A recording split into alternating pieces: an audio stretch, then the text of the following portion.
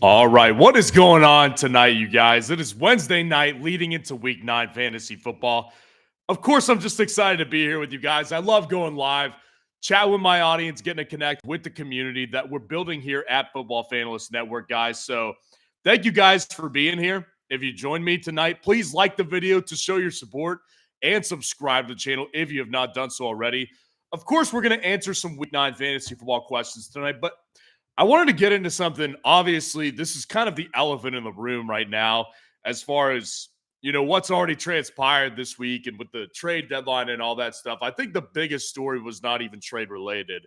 To me, the biggest story, first thing that I want to go over right now, is the fact that the Raiders, obviously, I mean, they've looked so atrocious this year at times, and they're somehow 3-5, right? So they've had such a disaster of a season, and I've been asked so much about the Raiders this week, and specifically, of course, over the past 24 hours, because if you have not heard by now, the Raiders have let go of Mr. Josh McDaniels, the head coach, former head coach now. So they cut him, they fired him. They got him out of the building midseason, which, shows two things, really. It shows, number one, that the Raiders are just so dysfunctional as an organization that it doesn't shock me one bit. And also, number two, is that it clearly, if you watch the games, it wasn't working, right? So, like, he put a lot of stock into Jimmy Garoppolo, who was never a great quarterback, right? Jimmy Garoppolo was never a great quarterback. And he put all his chips in on him and paid him real money. And so to see Jimmy Garoppolo be this dysfunctional this year has been a real shock to me. I really didn't think he was this bad of a player. I actually have always thought he's been a little bit underrated. Not that he's great, but I always thought that maybe is where I live, but he's just gotten a lot of hope, or he's got a lot of hate over the years. So, I always thought that he was a little bit underrated, but he's been horrific this year. And obviously, the biggest question is not what quarterback can I start on the Raiders in fantasy football. The biggest question is what do you do with Davante Adams right now? Because Davante Adams has been a top 5 fantasy wide receiver for most of the past 5 years. That's just a fact. So to see what's happening this year is so discomforting, and especially if you watch the game on Monday night where they played they played the Lions, and Davante Adams had I think he had one catch. And if you didn't watch the game, that's the thing, is you see the stat line and you're like, well, this just sucks. If you watch the game, he was open so many times, and it was just so bad that they didn't get him the ball. And of course, it was Jimmy Garoppolo overthrowing him 2 times on deep balls that he was wide open on. So, the natural question to me over the past 24 hours that I've seen the most is, do I trade low for Davante Adams right now? And I'm here to tell you right now that it shouldn't surprise you, because I've really been saying this over the past several weeks. You should trade low for Davante Adams. And here's the thing, is it's a situation, indeed, yes, sir. Hit that like button when you come in, guys. I appreciate y'all being in here tonight. But, the thing about it is, when I look at the Raiders right now and what they're dealing with at the quarterback position, I don't want to say it's irrelevant, because it obviously is. When you have Jimmy Garoppolo overthrowing Davante Adams that many times when he's wide open, yes, it does matter. But when I look at Davante Adams, last year he did work with Derek Carr, right? So Derek Carr, he's not a great quarterback, but he's clearly better. So when I look at Aiden O'Connell, who, if you have not heard the news, Jimmy Garoppolo has been benched in favor of Aiden O'Connell. It's a situation where I look at a guy who has looked better throwing the ball, period. So the fact that they said they're going to stick with Aiden O'Connell is a good sign for me, because it basically ensures that Davante Adams is going to have some more security now. So, yes, I am trading low for Davante Adams, and I advise you guys do the same. I advise my audience to do the same. This is a guy who is, as bad as he's been, he's still the wide receiver 14 in fantasy football through the first 8 weeks of the season. So he's being valued as a mid-end wide receiver 2 right now. That's absurd for him. That's obviously absurd for Davante Adams and just what he's been able to do in his career. So Davante Adams to me is a buy low guy. You need to be careful. Don't overpay because you can underpay right now for Davante Adams. And the bottom line is we had to accept this when we do buy Davante Adams right now. You had to accept the fact that this may just be one of Davante's worst seasons in the past 5 years, right? You may just have to accept that. But what you always hang your hat on in fantasy football is going for the upside. And Davante Adams has the upside because even though he had one catch in week 8 versus the Lions, he still had a ton of targets. That's what you need to remember right now. So Davante Adams, the Raiders all look new. No Josh McDaniels, no more Jimmy G under center. It is now Aiden O'Connell and I don't even know who their interim head coach is. I think it's their linebacker coach, if I'm not mistaken. Either way, Raiders are a mess. But for fantasy football purposes, I do believe Davante Adams is a good buy low trade target. So let's go ahead, start getting into some questions tonight, guys. And guys, if y'all support me, the best thing that you can do is go down there, drop a like on the video, and make sure that you're subscribed, which I'm sure a lot of y'all are. But if you're not, please do hit that subscribe button. You guys, the support, that is how you show support. It is greatly appreciated. All right, let's go ahead, start answering some questions. We're going to go from top to bottom. Yes, sir. I am not sure who to start out of Hendo, Chuba Hubbard, Brian Robinson, Jerome Ford, and Tyjae Spears. I need help picking 2 of these guys. All right, so if you haven't seen my running back rankings video for today that came out on Wednesday afternoon, you will be shocked by that video because I myself, when I was ranking those guys, I was like, wow, this is like one of the weirdest rankings list I've made all year. It's the weirdest ranking I've made all year. So, and the reason for it is because there's so many bye weeks to the running backs, right? Like top tier running backs. Christian McCaffrey's no go this week. He's on a bye week. Travis Etienne's out this week. The Lions running backs are out this week. So there's a lot of bye weeks and there's a lot of injuries and there's a lot of committee running backs right now. Like looking at Chuba Hubbard. Chuba Hubbard is actually becoming the starting running back in Carolina. Carolina spent all this money, a big running back contract on Miles Sanders during the offseason, and he's already effectively being benched. Now, I'm not saying that it's because he just sucks. Like, there has been injury reports with Miles Sanders all season long. So he may very well not be healthy. The bottom line is he's not looking good at all. And they didn't even want to do anything with him last week. He had 2 carries. Didn't have a single point fantasy football in week 8. So Chuba Hubbard was that guy, but he still only averaged less than 3 yards per carry. So Chuba Hubbard is not exactly a great option. But this week, Carolina, they're taking on the Colts, which is not a bad matchup by any means. So I don't have a problem having him in here. He was actually inside the top 30 running backs this week. Brian Robinson, to me, is going to be a start. The Patriots, their defense is good. And the problem, of course, with all these running backs is the workload's unstable, right? But Brian Robinson will be one of my choices here because of the fact that he handles the running back work in that backfield. That's the reason why Brian Robinson will ultimately be a start. Now, the other guy that I'll choose here if he goes, and I'm sure he will, it's going to be Jerome Ford. Jerome Ford, I mentioned this on the running back video today, and maybe some of you saw it, which I appreciate if you watched it. And if you didn't watch it, I'd advise you to go back and watch it after the live stream tonight because it's going to give you my full top 30. But when I was talking about Jerome Ford and Kareem Hunt specifically, they were both inside the top 30. And I said, listen, Jerome Ford to me was what he did last week was obviously not good from a fantasy football perspective. But we have to remember this. He wasn't even expected to play leading into the week. Like, he missed a bunch of practice last week, and he made a late push late in the week to go ahead and play. So he ended up playing. Well, he clearly was not healthy. If you watch the game, he was not healthy. He was clearly limited by that ankle injury. So I'm like, there's a chance that he could be limited again, but he's tough, and the team likes him. And I'll tell you this, I mentioned this in the video. I said, Kareem Hunt was frustrated after that loss to Seattle last weekend. And so what he said in the media was that, he was irritated he didn't get a carry on that.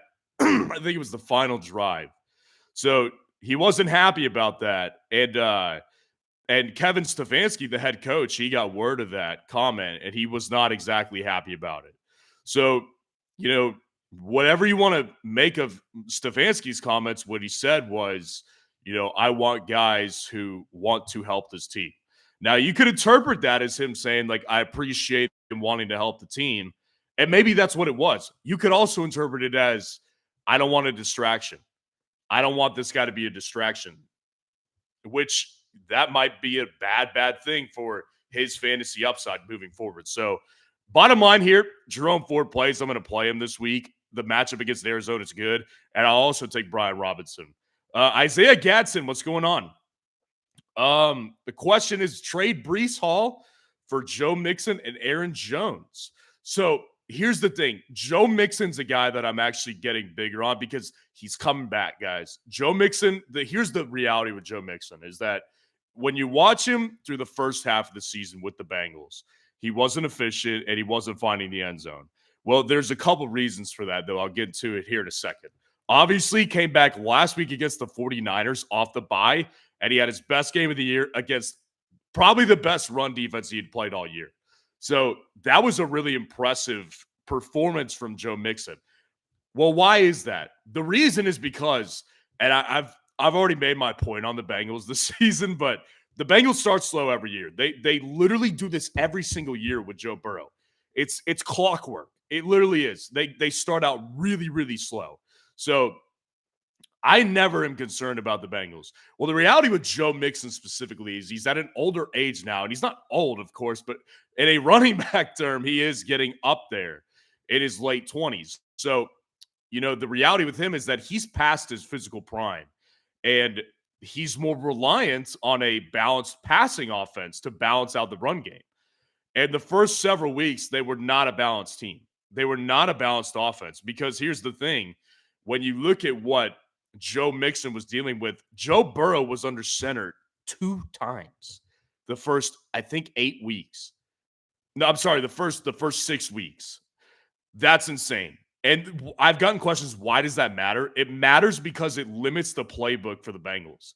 When you're in shotgun, you're limited to certain plays.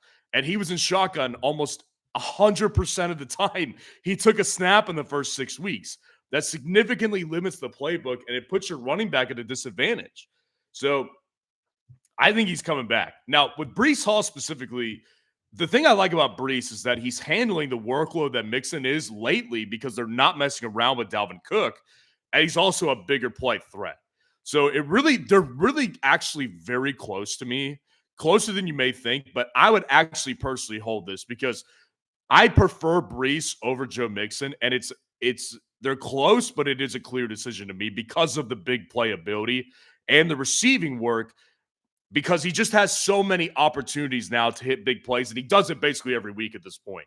So I love Breece Hall right now, and I don't like the offense. But the way I also look at this is when you're getting Aaron Jones, essentially what it is to me, he's actually just acting as it's basically just a block for you to not pick up a guy who's actually outperforming him on the waiver wire. Because here's the thing, it's similar to Najee Harris, where it's like you got the name value in there with Najee Harris and Aaron Jones, but you also have 2 guys that are vastly underperforming, both for different reasons, but they're both underperforming right now. And I don't see Aaron Jones' situation getting a whole lot better over the next month because their offense is just so bad. So I really do think that, sticking with Breece Hall is the best move here because he's got more upside than Mixon does. And I really don't think that people should be trying to get Mixon on the low right now because you can't put him on IR because he's playing, but you also can't cut him because the upside's there, but he's also not doing anything. He really is just a block on people's teams, and people are trying to desperately get him off their team. If you have him, you're probably dealing with this section where it's like nobody wants the guy. Nobody wants him, but they'll take him if you drop him. or if you offer, or if you're asking for like, Deonta Foreman in return. So it's like you've got this situation with Aaron Jones where it's just ugly. I'd rather not tell my audience to put him on their lineup just because he's available in a trade option. General Knox, should I start Deontay Johnson or Jordan Addison this week? Yeah, so this is a good question. I've gotten a lot of Deontay Johnson questions this week. It's so funny because the wide receiver rankings video I did yesterday, it really, and every week it happens. Every week I get a lot of people who are, saying this take is stupid or that take is stupid. And the thing that I always say is that different opinions are always welcome on my channel. And I'm always going to be willing to have a conversation with someone who disagrees with me because that's how we learn from each other. And so I got a lot of questions about two guys in specific who were left off that list: DK Metcalf and Deontay Johnson. Those were the two guys I get the most questions about. So, DK Metcalf's a different story. Maybe we'll talk about him later. Maybe someone's got a question about DK Metcalf, and I'm happy to go into that. Deontay Johnson specifically, when you look at last week, he was peppered with targets, and that's typical for Deontay Johnson. He gets peppered with targets regardless of who the quarterback is. Now, the problem with him tomorrow night, on Thursday night, is that Kenny Pickett left the game with an injury to his ribs, and he did not return. And the status on him right now is that he's a true game time call. So essentially what it comes down to is that you're going to have to be very diligent if you choose to go with Deontay. Deontay Johnson is simply not a good fantasy option with Mitch Trubisky. Nobody is. As bad as Kenny Pickett has been, like from a football perspective, and like you can't play Kenny Pickett as a fantasy quarterback, but as bad as he has been, he's so much better than Mitch Trubisky. This offense is just, it's worse than it already is with Mitch Trubisky. So Deontay, to me, if Mitch Trubisky plays, he's flat out unstartable. Jordan Addison's the pick either way. If Kenny starts or if Mitch Trubisky starts, I'm picking Jordan Addison either way because I know for a fact that Jordan Addison is still going to get the targets as well. And frankly, he's just a bigger play threat than Deontay Johnson is. Deontay Johnson has not found the end zone since 2021. Like, that's what we're dealing with here with Deontay Johnson. The dude is allergic. And like, it's hilarious because last week, if you watch the Steelers versus the Jaguars, Deontay Johnson was wide open in the end zone, and Kenny Pickett threw it behind him, but Deontay Johnson fell. Like, in the end zone, he fell. And if he didn't fall, like, he definitely could have stretched out to catch that pass. It wasn't that far out of reach. It's like there's a curse against him right now or something. But either way, Jordan Addison's the pick. I get it. The quarterback situation sucks. But to me, at the same time, Jordan Addison's dealing with a better coaching staff offensively. They've got more offensive ingenuity because the head coach is a good coach. And I'll take a head coach with good offensive staff, offensive minds, with a guy who's just as good, if not better, of a playmaker. I think Jordan Addison's already a better player than Deontay Johnson. I'll take that over a guy who's on a defensive coach team and the offensive coordinator is just, it's embarrassing. Like, he shouldn't be coaching football.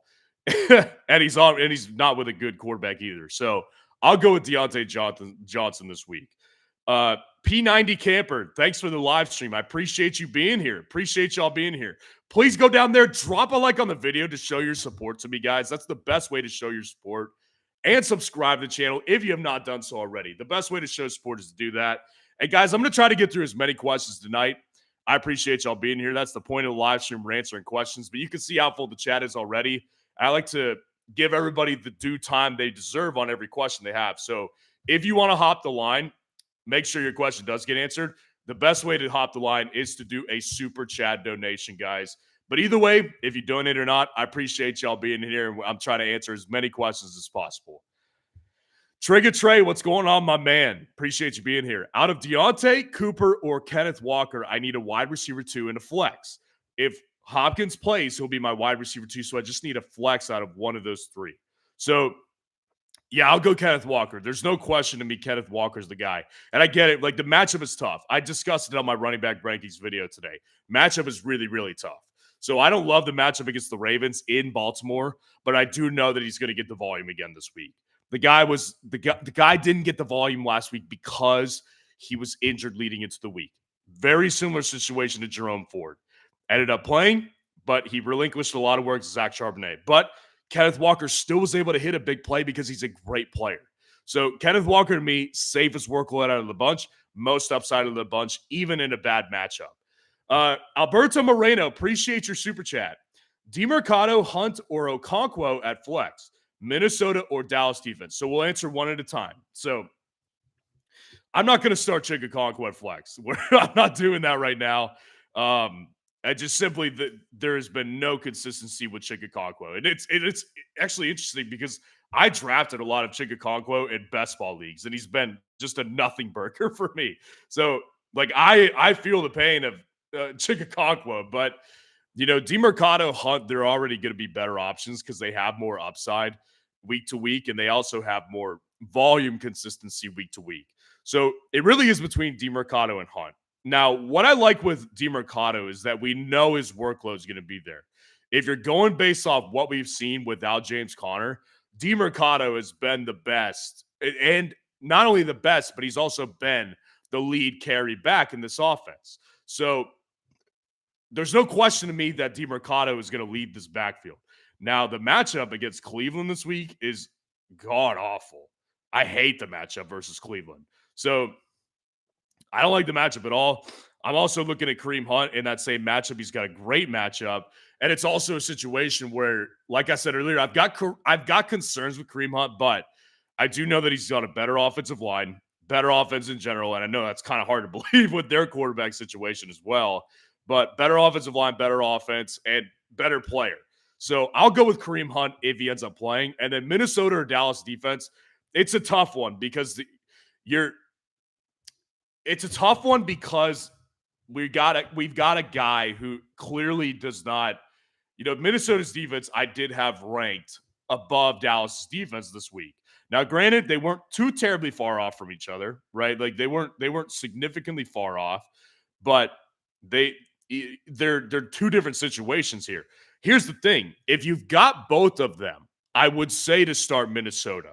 Now, the problem is you probably have Dallas. I'm guessing on this one, so correct me if I'm wrong, but I'm guessing that you have Dallas's defense and you're considering dropping them for Minnesota, in which case I would not, because the gap in the margin is not wide enough for me. I do think Dallas' defense is going to be a fine play in fantasy this week, and I explained it in the defense video. When you match them up together, not only has Dallas won most of their last 5 matchups versus Philadelphia, but also they're in a situation where Dallas matches up defensively well. They get the picks. They are tied for, I think, 3rd in the league for picks, and Jalen Hurts has thrown interceptions this year. Plenty of them. He's thrown 8. So matchup is there. Here's the thing. If you've got both defenses on your roster already, I would play Minnesota and keep Dallas on your bench this week. If you've got Dallas' defense and you're considering dropping them for Minnesota's defense, I would hold on to Dallas' defense because longer term, they've got more upside, and it's not enough of a wide margin this week. So appreciate your super chat. JC Jacinto, you were next up on the super chat. Appreciate it. 6-2 with a great team. Strategies to prep for playoffs. So, it's hard to give exact strategies if I don't know what your team is. What I always tell people, and I came out with a video on Monday when I was talking about trade targets to go after before your fantasy playoffs. And in the list was Keenan Allen, Nico Collins, Isaiah Pacheco, and then David Montgomery and Jahmyr Gibbs. And I said that the reason why for those guys was a variety of different reasons where, if you want to learn more about why, I would say go back and watch that playoff video after the live stream. But the move here that I ultimately like to tell my audience to make in preparation for playoffs, if you know you're going to be there, and it looks like you do, like you're 6-2 with a great team, you're going to be there. What I always do personally in that situation is, without knowing your team, the move I make is to take my weakest link at either running back or at any position, really, but primarily running back or quarterback. If I'll throw an example out there, like last year in one of my redraft leagues with high school buddies I've had for over a decade now. I was in second place by like around this time of the year, and I had Keenan Allen at wide receiver. I had Stephon Diggs, and I had Justin Jefferson at wide receiver. Now, my running backs were also very good. They were solid. They weren't fantastic, though. I think I had Travis Etienne last year and another guy who were doing just fine. But, like, the upside was on my wide receivers. So what I did was Keenan Allen was doing fine for me. After he came back, he got healthy. He was doing fine. I was like, I'm going to upgrade him. I'm going to try to get Jamar Chase. So I made a deal with the Jamar Chase owner, and I got him for way cheaper than you probably should have. I got him for Jeff Wilson at the time and Keenan Allen. So then I upgraded my wide receiver room to Justin Jefferson, Stephon Diggs, and Jamar Chase. That's the move I advise people make. If you are in a position where you're 6-2 or 7-1 or 8-0, and you know for a fact you're not missing the playoffs, take a shot. Upgrade your position group to make it elite. Make it from great to elite. If you've got wide receivers like Tyreek Hill and you've got another one like CeeDee Lamb on your team, go make a trade for someone. Go make a trade and go grab Jamar Chase. Go make a trade and grab Stephon Diggs. That's the move I advise people make it. Go make a trade for A.J. Brown. Make your team elite. Take it to the next level by making it elite. That's my advice to you. Again, appreciate the super chat. Dizzy B, what's going on, my man? Appreciate you being here, and I appreciate the super chat. Spears or Hubbard, injury problems, yes. Or Cooper, Shaheed, or Palmer, Taysom, or McBride. Okay, this is kind of a little bit tougher to follow, to be honest with you. So there are three different situations. Okay, we'll go one by one. So Spears or Hubbard is the first one right here. So when I'm looking at this one, you're looking at a guy, Chuba Hubbard, who obviously is looking like he's going to be the lead back this week, but he was on the injury report today. Let me see exactly what it was. I heard he was on the injury report. I did not see exactly what happened, though. Chuba Hubbard. I can't find anything on Chuba Hubbard specifically, but I do know that Chuba Hubbard, I had heard that he was limited at practice, I think. Yeah, he was limited, I think. No, I'm sorry. It was Tyjae Spears. He was limited. It was not Chuba Hubbard. So Tyjae Spears was limited by an ankle issue a couple days ago at practice. From what I'm seeing, he's good to go. Like, he's not on the injury report. So I'm not worried about Tyjae Spears. Now, when I look at this situation specifically with Chuba Hubbard, I'm looking at a guy who is going to lead the backfield. And he's going against a defense that it's not exactly one I'm scared of. I'm not scared of this defense with Indianapolis. Problem with him is the upside of the offense is so limited.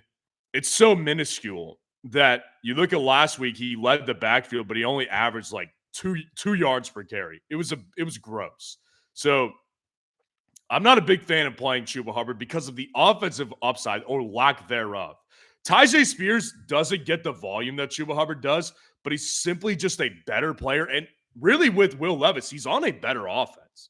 Like, that's the thing about Tyjae Spears. Last week, he got 3 carries, but he got 27 yards. That was about the same as Chuba Hubbard, and he also got 3 receptions. So, like, when the volume difference isn't tremendous, and it's really not. Like, Chuba Hubbard had 12 carries last week. When it's not a tremendous difference and there's a clear answer of who the better player is, I will typically go with the higher upside player. So I will go with Tyjae Spears in your first one. And then you've got Cooper, Shaheed, or Palmer. Okay, so we're looking at Cooper obviously was highest in my rankings. So natural disposition for me would be to go with my rankings here. I want to give all the other options consideration, though, because Rashid Shaheed, if you watch my wide receiver rankings video, you saw him as my underdog wide receiver flex option of the week. So there's no question right now, Rashid Shaheed has been a stud in fantasy football. Like, right now, Rashid Shaheed is the wide receiver 25 in fantasy. And really the reason for it is because the ultimate problem with Rashid Shaheed, and I can't put him inside my top 30 most weeks, and I try to, really. I actually try to find a way to fill him in. I just can't do that to my audience. The ultimate problem with Rashid Shaheed is that he's just not been consistent. Like his volume is always really low as well. The volume is just very inconsistent, and it's usually at like 3 targets per game. So with that kind of volume, there's just he has to hit on a big play to make it worth your while. And he does. Like a lot of times he's hit on the big plays this year. Um, to me, it's a situation where I'm looking at a high upside guy with limited volume. I'm also looking at a guy who is, you know, Amari Cooper's got the volume sometimes, but it's also inconsistent. So they're actually relatively similar players right now. And I'm also looking at a guy with Josh Palmer who got injured. I don't know what his story is right now. I think he came back. He came back into the game on Sunday night.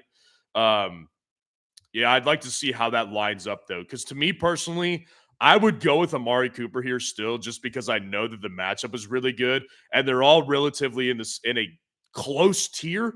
But Amari Cooper is above the rest in that tier, so I'll go with Amari Cooper, and then Taysom or McBride. I will go with Taysom Hill. Taysom Hill to me, like the big playability is there because he gets consistent volume. With Arizona, I have a problem with it because they're making another quarterback change. They're going with Clayton Tune this week.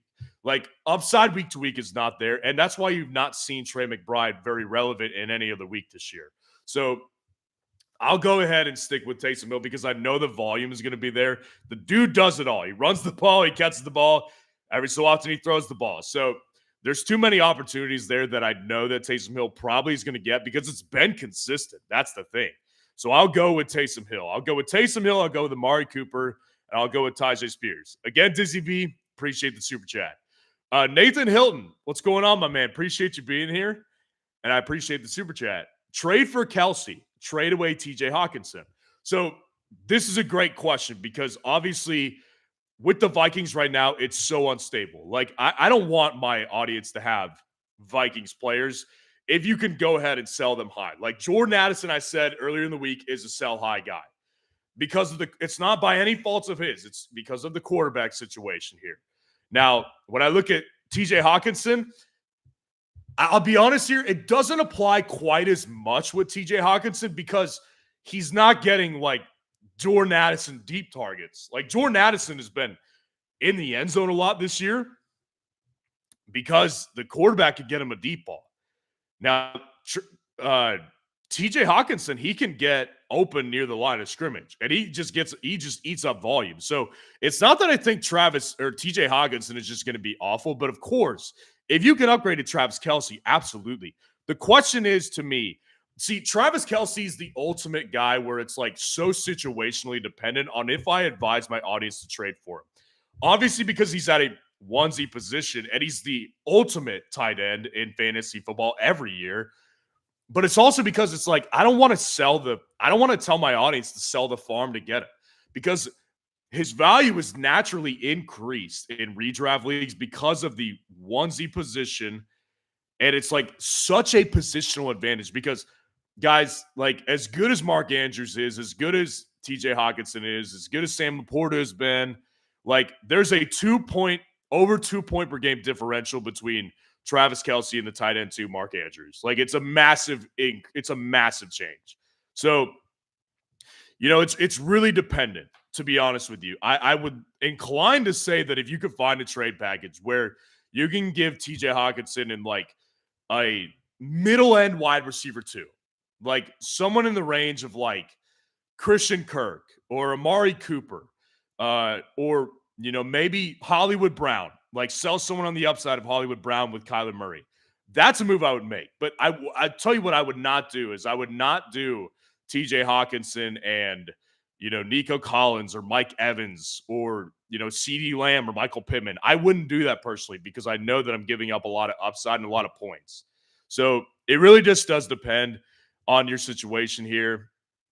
But I ultimately, Travis Kelce going after him is a move I advise you doing if you know you can afford taking a hit at two positions, because that's exactly what it's going to take. Grassy FPS, what's going on? I appreciate the super chat. Okay, Allen start to a bench. Wide receivers, Davante Adams, Keenan Allen, Devonta Smith. Running back Walker, Taylor, Brees Hall, Travis Kelce at tight end. I'm 5-3, want to set playoff. League winners I should target. So, yeah. So, and then I see an extension here. Also, I see bench players are Jack Smith-Njigba, Tyjae Spears, Tua Tagovailoa, Devonta Smith, and I'm assuming Khalil Herbert is who's on your bench.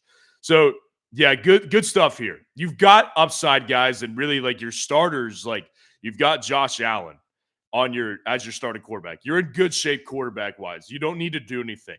Now the good thing here that we'll keep in mind as I move through this is that Tua is on your bench. Tua's been a great fantasy quarterback.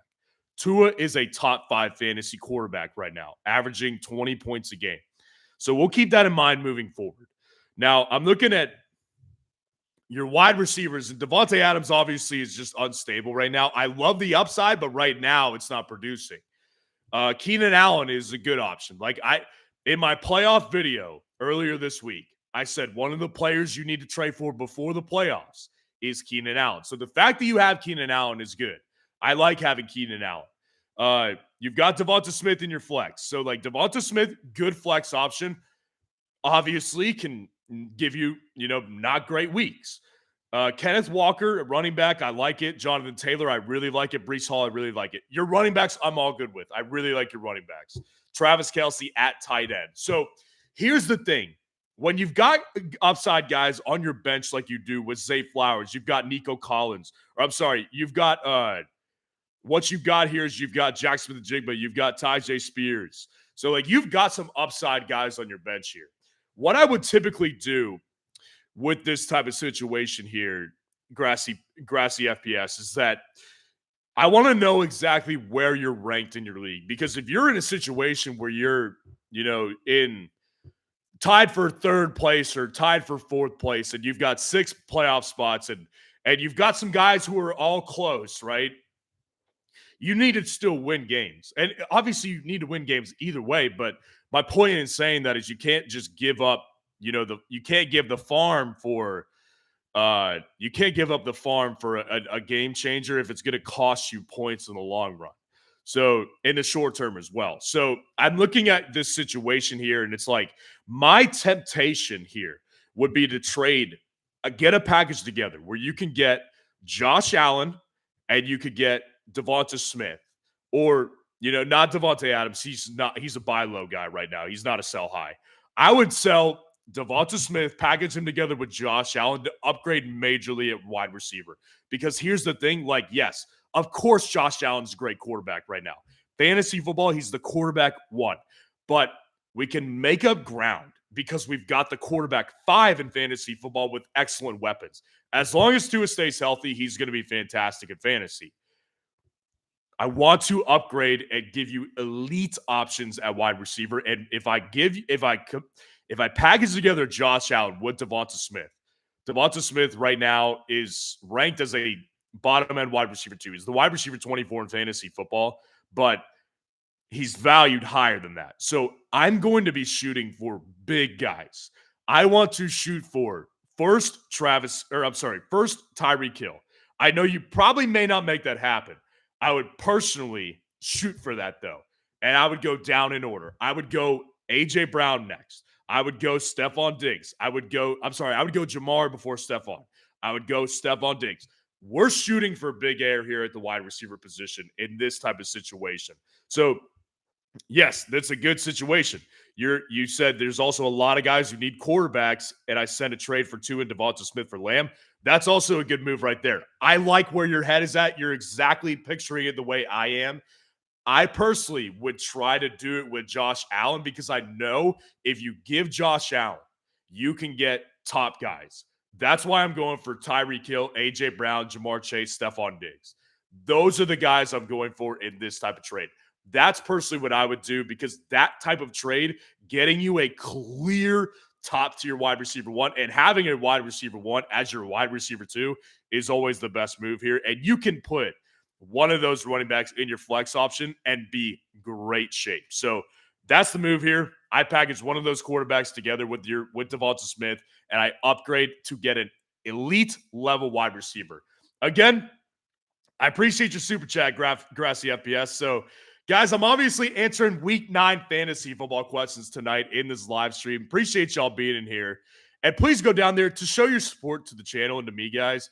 The best way to do it is to go down there, drop a like on the video, and subscribe to the channel if you are not already. I'm going to go ahead, keep on moving through these questions. If you want to get your question answered for sure, best way to do it and the best way to jump the line is to do a super chat donation. But either way, I appreciate y'all being in here. So I'm starting from the top, answering all the way down to the bottom as many as I can. But I will not be able to make it through all the questions tonight, guys. I just want to give a heads up. I'm trying to get through as many as possible, though. Okay, so also, would you still play Cooper Kupp at flex this week over Diontae Johnson? I would personally, because the upside is better. The volume's basically the same, right? So Cooper Kupp, like lately, has not been good, obviously. And Deontay's coming off his best week.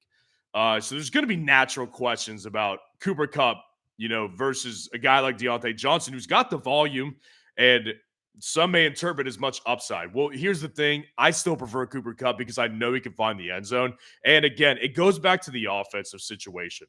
I'm taking a guy that I know has the volume as well, has bigger playability, and has a better offensive coaching staff than a guy with Diontae Johnson. So Matt Stafford is not practicing today. I'm just curious about this update. So he is not practicing. He's still day-to-day, though. Here's what I said in my wide receiver rankings video, and I've said this a couple times this week.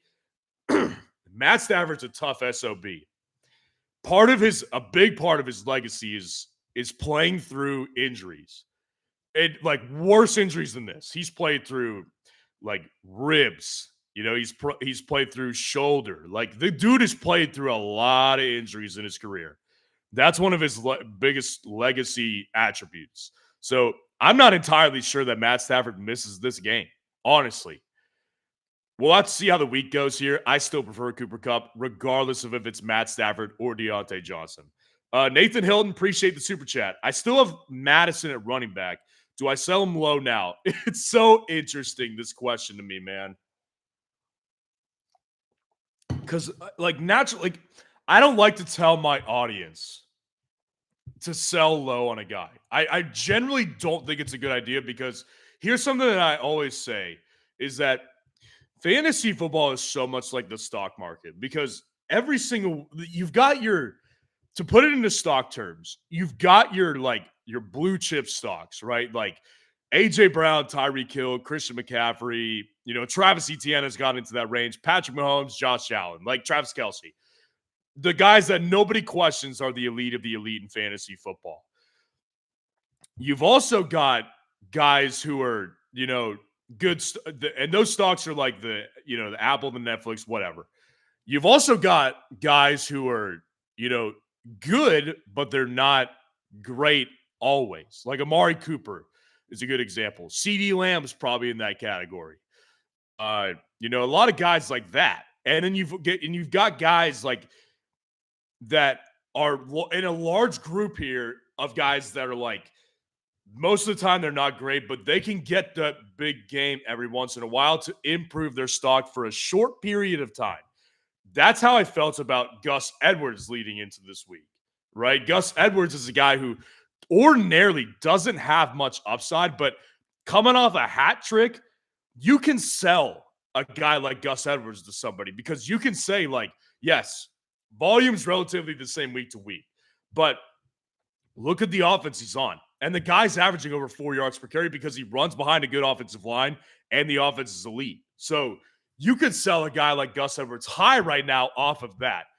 With Alexander Madison, there's nothing high to sell on. Honestly, that's the problem here is that, like I said, ordinarily, I'm not big on telling my audience to sell low on a guy because they ordinarily will come back and have a good week at some point. If I tell my audience to wait for that moment for Alexander Madison, I think we'd all be dead. Honestly, it's just not happening this year. The season will be over by the time he's going to show any real upside. That's the ultimate problem here is I really don't see any upside. So, to me, it's having a guy like Najee Harris. It's having a guy like Aaron Jones right now. Alexander Madison's in that range where it's like there's just no upside. And so it really depends on what you can get. If you, I don't like to tell my audience to sell just to sell for the sake of selling.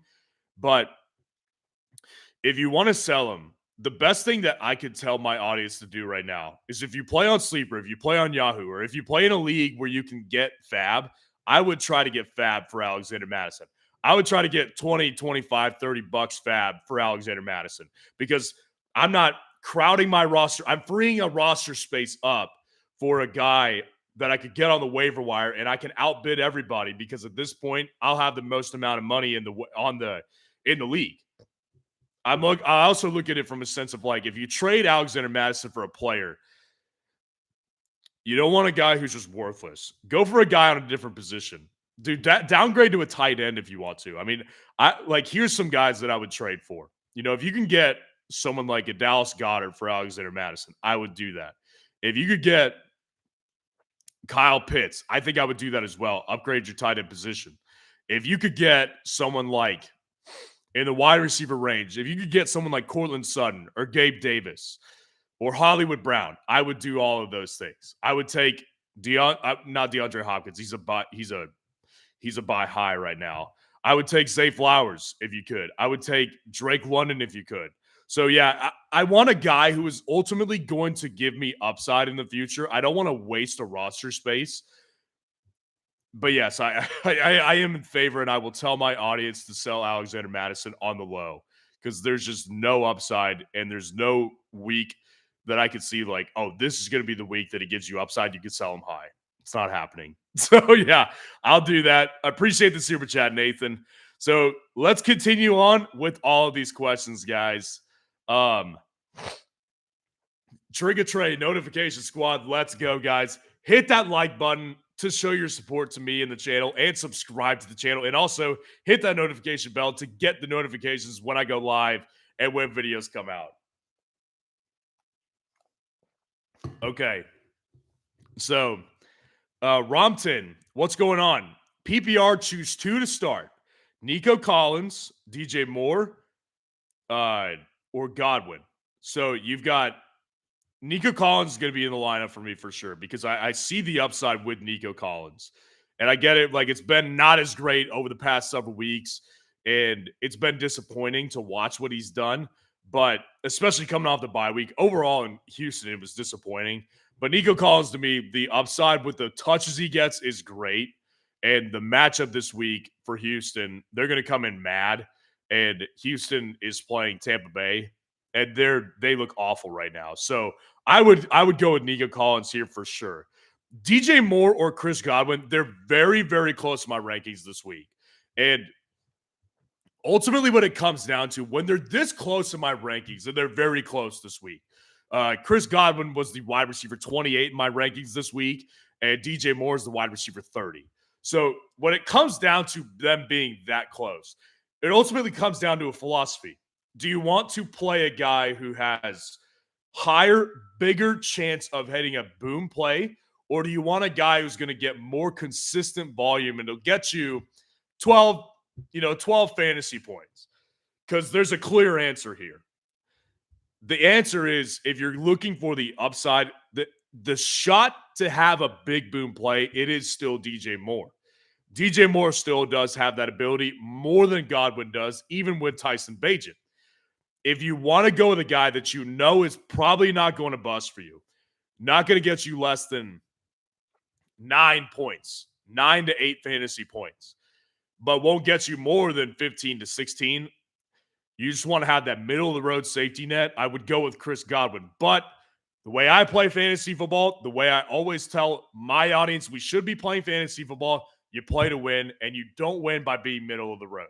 You win by going for that upside because you're not always going to hit it. You're not always going to hit the upside, but when you do, you're not going to lose. So I would personally go with DJ Moore over Chris Godwin just because they're that close to my rankings. Julian Castro, I got Pollard, Kamara, JT, and Barkley. Pick 2 to start. Obviously, you've got great problems to have. No doubt about that. So when I look at these options here, They're all in the top 12 of my rankings this week. You've got great options here. You can't really go wrong with any of them. You know, when I look at your running backs here, Pacheco, I'm sorry, not Pacheco. Kamara is the running back one for me personally this week. So running back one, I love the matchup. They're playing the Bears this week, and Alvin Kamara is averaging almost 30 opportunities per game. It's absurd. It's outrageous what he's doing. He's averaging almost 19 fantasy points per game. Alvin Kamara can under no circumstances being on your bench right now. Under no circumstances. So definitely Kamara. And then when I look at Pollard, when I look at Jonathan Taylor, when I look at Barkley, they're all different guys and they get their fantasy points in different ways. With Barkley, he's the whole offense. He's the Giants' entire offense right now. When I look at Tony Pollard, he's not the entire offense. And in fact, the volume has been unpredictable as of late. It's actually been disappointing. So, upside, definitely there. Philadelphia, I think it's a matchup where I think they will be competitive and they will need to give the ball more to Tony Pollard. So then I look at Jonathan Taylor, who splits the backfield basically down the middle with Zach Moss right now. Although he does have plenty of upside because he is a great player and their offense, even without Anthony Richardson, is super efficient. So, to me, I'm relying on my rankings on this one. I've got Saquon one spot above Tony Pollard because I love the matchup against the Raiders, and I know that he's the entire offense. So I will go with Saquon, and I will go with Alvin Kamara in that matchup. Matt C., do you think someone would take Marquise Brown and Ridley for Davante Adams? And is that offering too much? So they would take Marquise and Ridley for Davante. No, I don't think that's too much at all. And I really do think somebody would take that because I'll tell you this, I have gotten questions on my channel. Would you trade Davante for Hollywood Brown? That answer is a hard no. I would not do that. Because, yes, they're both on bad teams. There's no question about that. But Davante Adams has had a much longer track record. He's a much better wide receiver than Marquise Brown is. That's the reality here. So when I look at Davante Adams, you're essentially what you would be giving up here is you're giving up two back-end wide receiver twos. That's essentially what you're doing. Now, one of them's got high upside. Week to week, Calvin really does have upside. But there's no consistency there. And Marquise Brown consistently has lower upside. When I can get a guy like Davante Adams whose target share is absolutely through the roof absurd, if he can get a functional quarterback, which I expect them, if they stick with Aiden O'Connell, I expect them to have one. I'm taking Davante Adams upside. I that's not offering too much. I think somebody would take that. I'm not saying for sure it would happen because there will be people who are like, Davante Adams got such a big name. I drafted him so high. I'm not giving him up for these two guys. There will be people like that. But there are people who do see the numbers, and the numbers aren't adding up. So they're not adding up with Davante Adams right now. They're adding up basically equivalent to Marquise Brown. Higher than Calvin Ridley, but when you package the two together, I do think that's a move you could do, and that's the move I would absolutely make. Coral, who should I start? Full PPR. Kenneth Walker, Davante Adams, or Isaiah Pacheco? Yeah, so they're all, with the exception of maybe Davante Adams, like I've still got him in my top 10, and by the way, caught so much flack for that yesterday. It's hilarious how much flack I'm catching for Davante Adams as well, because I stand firm on Davante Adams. I think he's still a great fantasy option this week. Matchup against the Giants is fantastic, and Aiden O'Connell is a better quarterback at this point than Jimmy Garoppolo. But when I look at your other options, they've got more upside, specifically Isaiah Pacheco. The matchup this week against the Dolphins, there's so much scoring opportunities here that it'll make your head spin.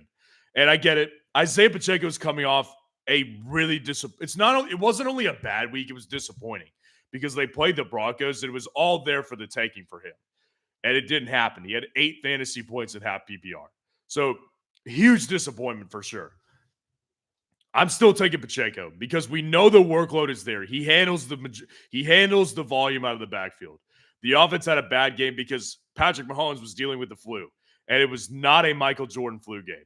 That's not what we saw with Patrick Mahomes. So I still prefer Isaiah Pacheco because the offensive upside in this type of matchup is so high to me. I'll go with Isaiah Pacheco as the guy. I'll be on here for about another 10 minutes, guys. So I'm trying to get through as many of these questions as I can. I'm not going to get through all of them, though. And the best way, what I will tell you guys, to make sure your question does get answered is to send a super chat that will shoot you to the front of the line, and I will answer your question for sure. But I get it. Not everybody can donate. Not everybody can do that. I totally respect that. I appreciate you guys being here anyways. And I'm trying to get through as many questions as possible in the next 10 minutes. I've still got to make the kicker ranking video for tomorrow, and I've got to make the tight end ranking video for tomorrow as well. Okay. Coral, everybody like up. I second that. Go down there, drop a like on the video to show support to me and the channel, and subscribe to the channel if you haven't already.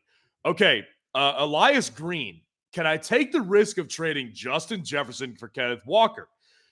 So this is something I've been talking about quite a bit as well over the past, week specifically, but I have mentioned it over the past several weeks. Justin Jefferson's a guy that I've been advising people to actually sell on the high right now if you could get the right players. Justin Jefferson is a guy that before the Kirk Cousins injury, I was saying that he's in a situation where without Kirk Cousins, there just isn't going to be as much upside. There just won't be. Like, you remember back in the days with Antonio Brown on the Pittsburgh Steelers, he was such a fantasy cheat code at wide receiver. He was what Justin Jefferson is now, back in the mid to late 2010s. And it was so outrageous what he could do with Big Ben. But when Big Ben didn't play, AB was like borderline unstartable. And that's why like quarterback is so important with wide receivers in fantasy. And so when I look at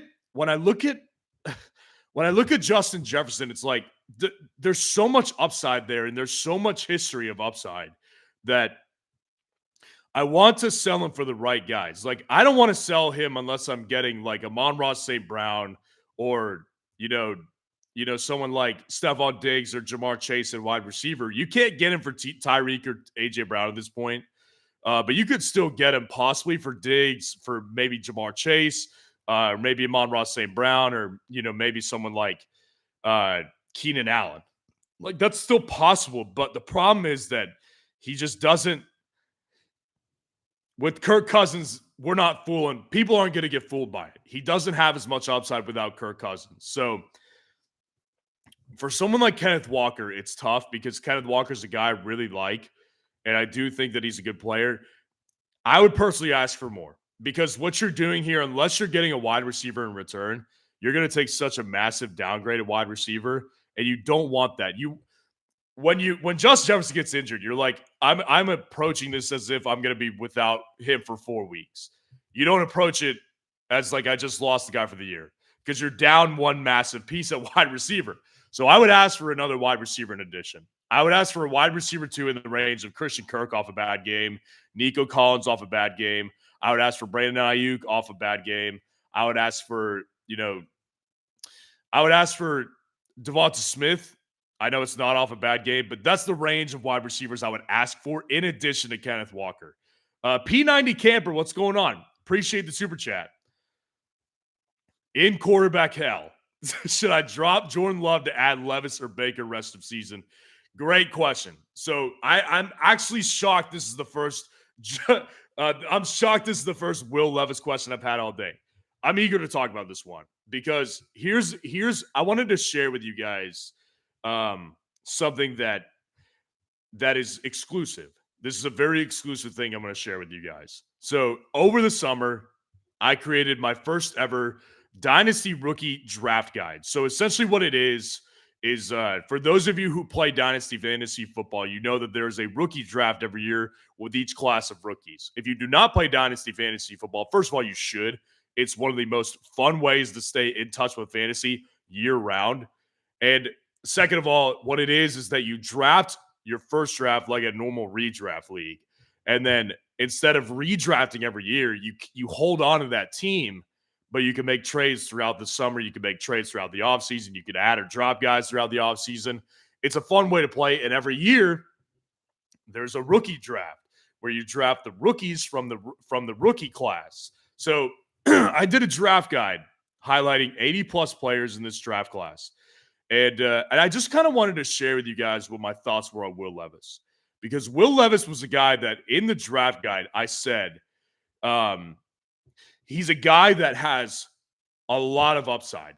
And he started out as what a lot of people thought would be a top 5 pick.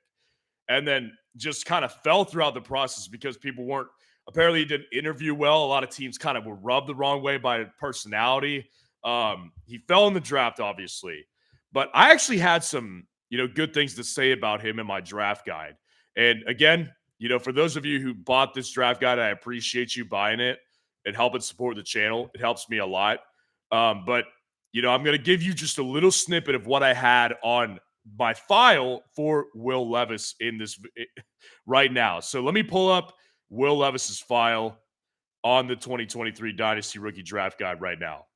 So Will Levis, obviously picked in the second round. What I said about Will Levis, a quick snippet here, is Will Levis' ceiling isn't as high as Anthony Richardson's, but Will Levis' ceiling is still pretty high. First of all, he has very good college completion percentage. He's also a risk taker who makes high-level throws. And on top of that, he has plenty of rushing upside that is better highlighted by his 2021 season because in 2022, he produced negative rushing yards because he was beaten to a pulp with 36 sacks. But here's my biggest problem with Levis. The risks he takes don't always produce rewards. In fact, I'd say it's barely half the time. He makes lots of outrageously stupid decisions that drive me absolutely crazy. That's probably one of the reasons he dropped so far in the NFL draft, but he's got a lot of upside and has a lot of good qualities. So I've always been not big on Will Levis, but I've always seen the upside here. And obviously last week it came to fruition. Atlanta was a great defense for him to play right off the bat because their defense is no good. Flat out, Jordan Love has been awful. I would cut Jordan Love in a heartbeat. Question is, who do you pick up between Levis and Baker? I'd pick up Baker personally because I would pick up Levis personally because Baker is just not, he doesn't have the upside any week that Will Levis just showed us. The bottom line is we may not get a ton more weeks, if any more, from Will Levis quite like this. But what I can tell you is that with him showing that, I'll take that upside over Baker Mayfield, who I know will never show us that. So, yes, I will take Will Levis rest of the season and drop Jordan Love like a bad habit. Appreciate the super chat. Demetrios, what's going on, my man? Appreciate the super chat. Hey, man, non-PPR, Carr, Mixon, Mostert, Hall, Downs, Flowers, Kincaid, defense, Ravens, kickers, Aubrey. Thoughts on my lineup? So, yeah, let's go through it. So, obviously, Derek Carr is not an ideal quarterback in fantasy football any week. That's the fact. But the matchup is very good. Against the Chicago Bears, I will say I like the matchup. The problem with Derek Carr is he's always so inconsistent regardless of the matchup. So, that's my problem with Derek Carr. But there's no question the matchup is good. So, unless you have a clear upgrade, which I'm sure you don't, is why you're starting Derek Carr. If you've got a clear upgrade, play Derek Carr. Don't overthink it if you're thinking about the matchup, but I'm sure you're not. Derek Carr is a fine streaming option this week, I would say. You've got Mixon and Mostert and Hall. I love that combination. All those guys were inside the top 15 for me this week in my running back rankings. Mixon, dude on the rise. Matchup on paper against Buffalo is tough, but that offense is running right now, and they are in playoff mode. This is how the Bengals operate every year under Joe Burrow. That's how they do it. Mixon I really like this week. I also really like Mostert in that matchup versus Kansas City. He was a top 4 running back for me this week. I love Raheem Mostert this week against the Chiefs. And then you've obviously got Breece Hall. Breece Hall is a top 5 back for me this week against the Chargers. Matchup I like. Breece Hall, I love the player. Running backs look great. Josh Downs, Flowers, that's the wide receivers right now are, you know, I would obviously prefer to have a better wide receiver with more upside, but there's no question to me that those guys have consistent target share. And the Ravens are going to be in a competitive game. I do expect them to throw to Zay Flowers quite a bit. And then I look at Josh Downs, the matchup is absolutely there. Josh Downs, his matchup against Carolina, love the matchup. And he's getting consistent target share as well right now. So I understand like that you're going to be in good shape with that kind of target share. I do wish we had a bigger play threat at wide receiver though. And then love the Ravens defense this week, even in a tough matchup. Lamar's 16-1 versus the NFC, and they're at home. We just watched what they did to the Lions at home. They dismantled them, and I think Detroit's a better team than Seattle. So I like the matchup here as well. And then Aubrey, great kicker option this week. You'll see my full top 12 kicker rankings in tomorrow's video. So I'll leave a little bit of mysterious around that. But Brandon Aubrey, consistently great option at kicker. So love the matchup overall. Wish I had a little bit more upside at quarterback and wide receiver specifically, but you've got where you don't have the upside, you have a safety blanket. With wide receivers specifically, you've got safety at Josh Downs and Zay Flowers, who are going to basically give you a guaranteed 8 to 9 points, but I do wish we had a little more upside there. Again, appreciate the super chat. Grassy FPS, appreciate the super chat. We cover Raiders yet? Start Adams, O'Connell, good. Yeah, so I talked about it earlier today, but obviously you weren't here, so I'll go over it again. I appreciate the super chat. So what I was saying about the Las Vegas Raiders is that they're obviously such a mess right now as an organization. I mean, the fact that they cut Josh McDaniels midseason, it's not the fact that he wasn't good, because believe me, dude sucked. Everything was going wrong with Josh McDaniels. So I don't have a problem with them dropping Josh McDaniels. What I have a problem with is they did it midseason and they've got no clear answer anywhere. They just made a quarterback change too. So they're a complete mess right now. I did say Davante Adams, very good trade target. Buy low this week, because I think you could do it. I think you could absolutely buy him low right now. So buy low standpoint, yes. Starting him this week, he's inside my top 10, and I caught a lot of flack for it yesterday. Caught a lot of flack for it on my wide receiver rankings video. I'm sticking with it because the matchup is so tremendous. And I think Aiden O'Connell is, frankly, a better quarterback than Jimmy Garoppolo. If you give Jimmy Garoppolo, think about Monday night. If you watch the game, you know that Davante Adams was wide open on at least 2 occasions for deep balls that were touchdowns. Easy walk-in touchdowns. If you give Aiden O'Connell those opportunities, I think he gets it easily to Davante Adams. You couldn't get more open than he was on those 2 plays. Davante Adams gets those 2 plays alone. Nobody's considering him a bench this week. So, yes, I like the opportunity here with him in this kind of matchup with the quarterback change. It's frankly just a much better quarterback situation. So, yeah, I do believe that Davante Adams is a good start still. Top 10, I know I got a lot of flack for it, and I'm willing to live with it because I think we're making the right move here, and that's why I advise my audience to play Davante Adams here. I would not play O'Connell this week. I wouldn't do that. I would play guys like Will Levis over him as well, but I would play Davante Adams without a doubt. So I'm going to go ahead and answer 2 more questions tonight, guys, and then I will go ahead and sign off for the night because, like I said, got to make the kicker ranking video and the tight end ranking video as well. So please, guys, best way to show support is going down there, dropping a like on this live stream, and subscribing to the channel if you have not done so already. Okay, so let's answer 2 more questions right now. So, Deontay Johnson or George Pickens? I will definitely go with George Pickens, and I know that's going to ruffle some feathers again because here's the problem. The problem is that, Deontay Johnson gets more targets, but George Pickens just has more upside if he gets more targets. And if it's Kenny Pickett, either way, I'm picking George Pickens because if you have Mitch Trubisky with a guy like Deontay Johnson who's reliant on targets, Yeah, the targets are going to be way worse quality than they will be with Kenny Pickett. Whereas George Pickett's is such a big play threat. As long as they could get the ball in his hands, he's got the chance to make a play. So I would play George Pickett's over Deontay Johnson personally. Um, I'm sorry, Live Creation. Appreciate you being in here, man. Good to see you here. We firing up Will Levis tomorrow.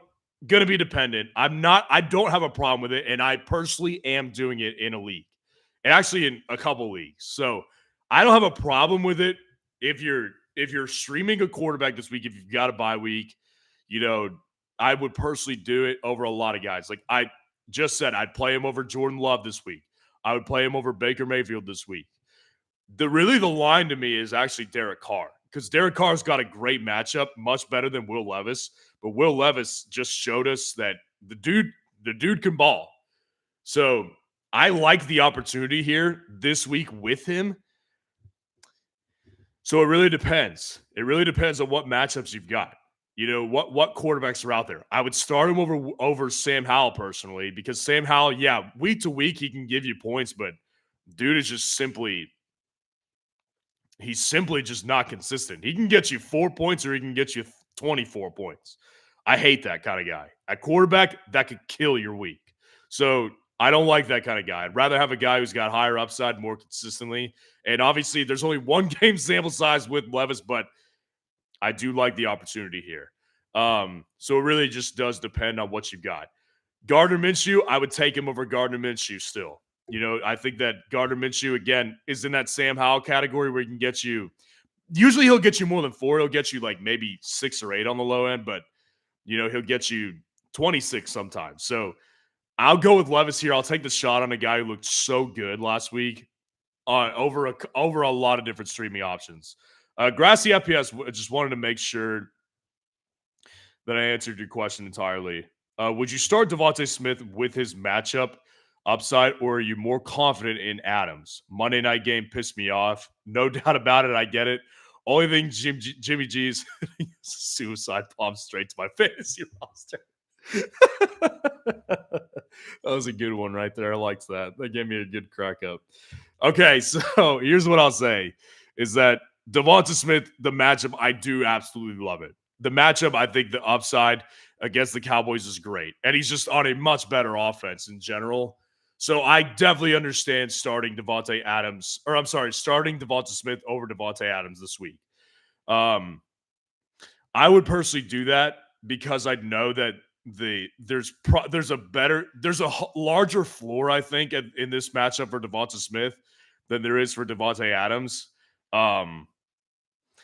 So yeah, I'll say Devonta Adams. I'll go ahead and Devonta Smith. I'll go ahead and play him over Devonta Adams. Yeah, so that's I think that'll do it for the night, guys. Again, I apologize if I didn't get to your question. There's a lot of questions here tonight, guys. So that's why the best way to do it is super chat if you can. But either way, I appreciate y'all being in here tonight, guys. I got to go ahead and sign off because I got to make the kicker video for tomorrow, and I've also got to make the tight end video for tomorrow as well. Guys, the best way to show your support is to go down there, drop a like on this live stream, and subscribe to this channel to show your support if you have not done so already. I'll sign off, guys. I appreciate y'all being here tonight. Love you guys. I'll see y'all in tomorrow's videos. Peace.